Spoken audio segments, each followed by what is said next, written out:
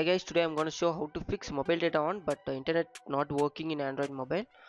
Before going to the video, please turn on the CC for subtitle and let's fix it. So our first step is to change network setting. For that you need to enter into your settings following mobile network and then select the operator. After that you need to select preferred network type and select the network type based on your location. Once you done, please enter into access point name and reset the APN.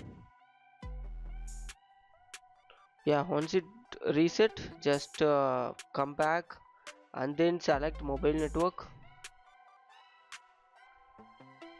In that you need to disable automatic select network and you need to select the network manually. Select the operator. Once you selected, it shows like your network is registered. Our second step is to reset the network. For that you need to search reset Wi-Fi or mobile network.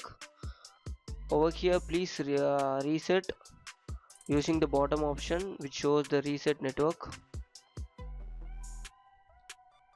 Once you're done, please come back, and our third step is to turn on airplane mode. Just enable and disable the airplane mode once. It solves the temporary issues in network connection. So once you're done, restart your mobile, and I hope the video is useful. Thank you guys, thank you for watching. For more, subscribe TechTube.